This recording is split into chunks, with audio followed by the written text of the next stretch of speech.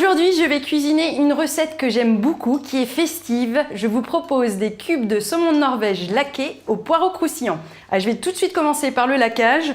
C'est très simple, il suffit de mettre du miel liquide, du vinaigre balsamique et l'ingrédient essentiel de la cuisine nippone, vous allez deviner, la sauce soja. Donc là, c'est parti pour environ 10 minutes de cuisson. Je cherche à avoir une sauce sirupeuse qui va bien napper mes cubes de saumon. Allez, on s'occupe du poireau maintenant.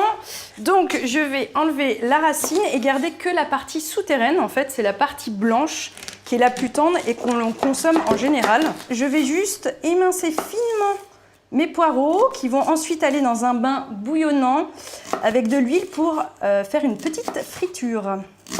Donc voilà, j'ai mes poireaux bien émincés. Un petit test, un petit brin de poireau pour voir s'il y a une ébullition. C'est parfait. Alors j'envoie le reste et c'est parti pour même pas 1 minute de cuisson.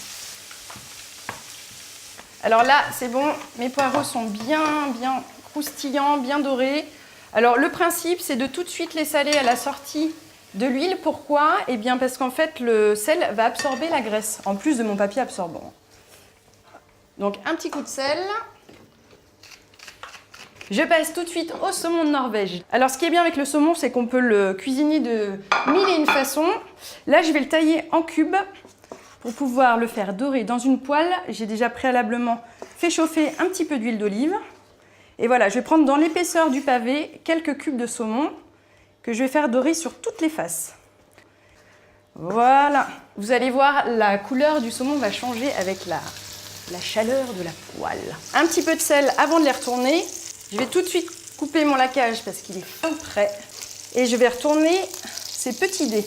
Alors ce qui est bien, c'est qu'avec le saumon de Norvège, c'est très facile à cuisiner. Alors on peut voir la différence de couleur entre le côté cru qui reste assez foncé et le côté cuit qui devient rose pâle. Je les retourne. Encore un peu de sel sur l'autre face. Et c'est bientôt prêt. De toute manière, le poisson, il ne faut pas trop le cuire, même s'il reste un peu cru à cœur, il sera parfait. Donc, on dispose quelques morceaux de saumon. On va le laquer, donc une sauce à base de miel, de soja et de vinaigre balsamique. Allez, un petit dôme de poireaux. Et la petite touche pour clore le tout, des graines de sésame qui apporteront encore une douce saveur de noisette et un petit peu de croquant. Mes cubes de saumon de Norvège laqués au poireau croustillant sont terminés. Je vous propose de l'accompagner avec un Beaujolais rosé très peu connu, mais qui mérite d'être dégusté entre amis. Moi, je vous souhaite un très bon appétit et surtout, régalez-vous!